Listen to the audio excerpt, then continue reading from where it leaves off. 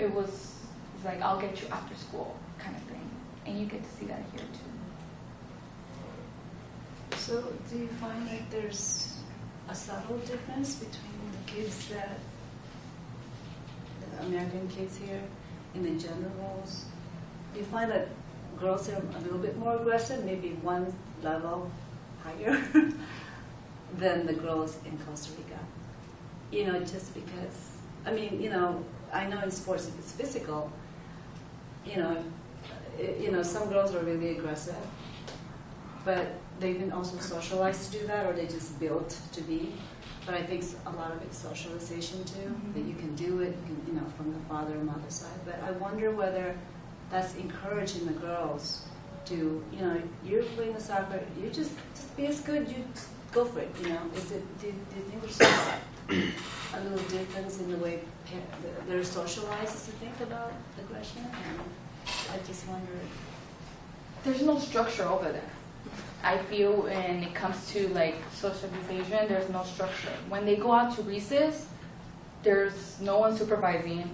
They could do whatever they want. And I feel that not having that structure allows them to be more aggressive, allows them to hit each other without, because at the beginning they made it seem it was bullying, but it's not bullying, it's their environment. They hit each other because that's how they play.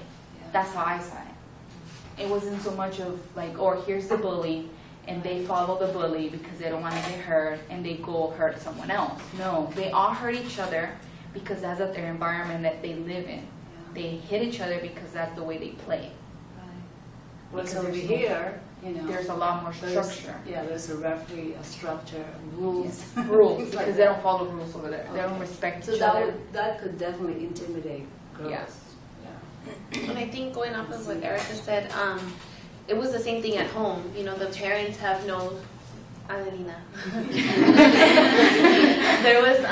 there was no structure at home, and there was no structure at school. Aside from the times when they were in class, like the teacher would try and redirect them, but they were very non-compliant, and so I experienced during the groups that several students, the older ones, typically the males, would say, well, we don't even listen to our parents, what makes you think we'll listen to you, kind of thing. So it was interesting because I don't think, even like I've dealt with rebellious teens here, and I don't think I've ever had someone tell me that before. So it was probably like our second time meeting them, and you know, that's what he told me. You know, he's pretty much telling me like, you're wasting your time. And in a way I felt very sad, because I felt like they're used to everyone giving up on them. So he was kind of like advising me, you know, like, stop trying, like it's not gonna work, kind of thing. That's how I took it. So that was something that stood out to me a lot. This is the child saying this to Yeah. you. How old is he? I don't know exactly, but he was in the classroom where between the 10 and 14, and he was like the older one, so maybe like 13, 14. Yeah. So you see this in the homes too, in your host family, that the boys are given more the leeway to do whatever they want. And do you see that same socialization kind of? So you're saying there's not a lot of discipline in the homes, in you think from the clients, but yeah, at least did in you terms see that of in your host structure. family when they're kids? I did. There was 2 kids in my host family, and one of them had a little bit more structure. The family that lived upstairs, they had a little bit more structure. With him, it was more like tantrums when he didn't get his way, but the other one, he pretty much could do whatever he wanted. He was also younger, so I don't know if they were, he wasn't like developed enough for them to start setting those boundaries, they felt, even though his mom was a preschool teacher. But how old was this child? He was 2. 2. Yeah, 2 going on 3. Almost 3.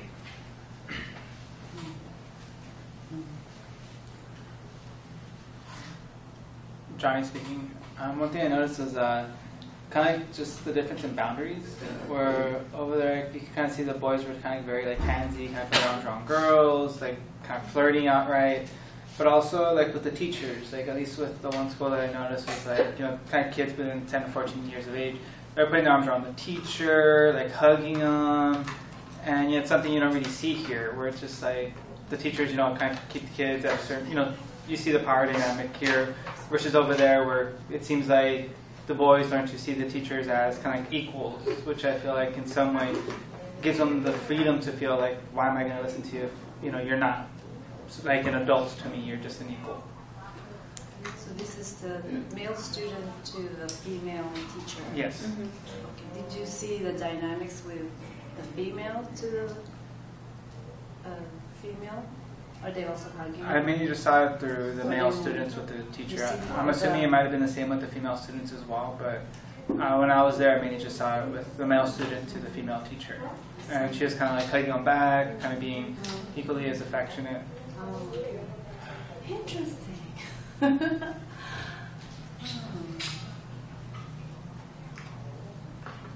can't remember, there was a conversation in the orientation that Jin mentioned something about, or did I read it? I can't remember.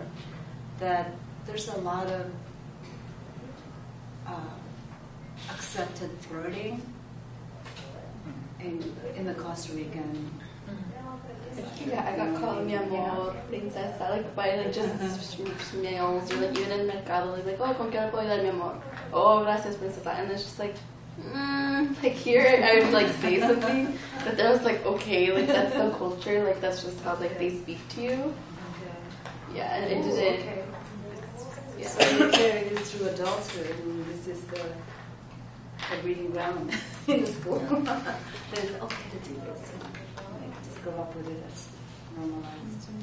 Did others of you agree with that and see that same thing? And was that familiar, unfamiliar? Did your own cultural backgrounds? What similarities and differences do you see between? I mean, many of you come from different Latino backgrounds, but yet you're in the United States, where it's been, maybe very different anyway, or might be mitigated by being in the United States. I wonder, what observations do you have? Well, I honestly felt it was a lot more similar, even though I felt like it happened more frequently in Costa Rica. So like I'm used to like adult men like being like, oh, like Yvette, princesa, or like amor, or like mija, or like mami. Like I just, and here I say things like I don't like. I'm very verbal about I'm not that, like I'm not your mommy, you have your own mommy. Or like, you know what I mean, like I don't know you. Like, what's your ethnic background? I'm Mexican. Yeah, so I've always been like around macho males and stuff, or like even like my uncle, like I don't know, it's just weird. Or like even getting catcalled, like I'm used to getting catcalled since I was probably like 11, 12, like when I would walk home. But like there was a lot more frequent. And I don't know how I felt about that, like getting, like they'd literally be driving and slow down and like blow kisses, blow kisses at us and then keep driving. And I was just like, that, like what, how, why? Like what do you get out of that? And besides make me feel really uncomfortable. Yeah. It's like the Italians law, it's like yeah. I don't think they do that anymore. Diana. So going off of what Yvette said, I actually had a little argument with the local about the whole like calling names and all that. And I mean, it was an argument as in like, we're just having a conversation, but because he kept calling me mi amor. So then this is a colleague professional? No, it was a local. Oh, okay. A local. So he kept calling me mi amor. So then it got to a point where I'm like, wait, like I'm not tu amor. Like why do you keep calling me like that? And then so he explained to me that basically this is part of the culture.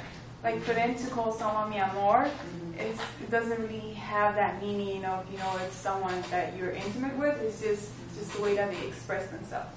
Whether it is to someone that they know or someone that they don't know.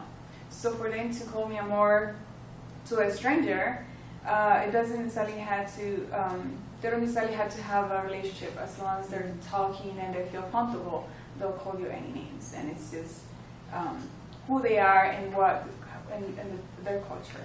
So after debating a little bit about, there's specific situations in which you can use those, but not with a stranger. I just lost the battle, and I'm like, no, that's just how the culture is.